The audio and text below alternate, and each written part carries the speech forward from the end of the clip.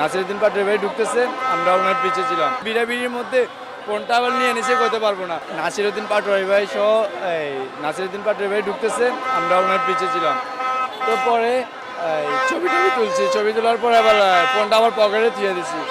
তারপর একসাথে ভিতরে ঢুকতেছি, ঢুকার পর নাসিরউদ্দিন ভাই ভিতরে ঢুকছে, পাটোয়ারি ভাই ভিতরে ঢুকছে, আবার আমরা পিছিয়ে। এর মধ্যে ব্যারিকেডটা আবার দিয়ে দিছে, গেট লাগাই দিছে।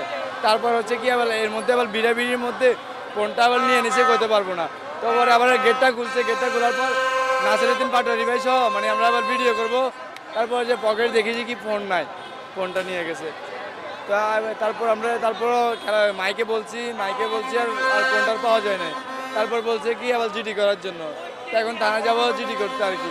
টাকা নিতে পারে না, আমার প্রায় 8-9 হাজার টাকার মতো পকেটে ছিল, টাকা নিতে পারে না। 8-9 হাজার টাকার মতো ছিল, টাকা নিতে পারে না। তো এখন আমি আমার ভাই বোন সবাইদেরকে বলি যে আমার মতো কেউ যে না হোক, এত দুর্ভাগ্য। সবাই যে মানি ব্যাগ মোবাইল সাবধানে রাখে। ফোন তো কিনতে পারবো, এখন যে মনে করি যে ম্যাচ জিতক, তারপরও এখন আমার তো আর কানলো আর এটা পাবো না। যতই চিল্লাচিল্লি করি এটা আর তো পাবো না। আর যে ব্যক্তিটা, যে সম্মানিত ব্যক্তিটা যদি নিয়ে থাকে, যদি সে যদি আবার যদি ফিরাই যদি দেয়, প্রয়োজনে আমি তাকে 8-9 হাজার টাকা ওকে দেবো, মানে ওকে সম্মান করবো আর কি, যদি আমার ফোনটা ফিরে পাই।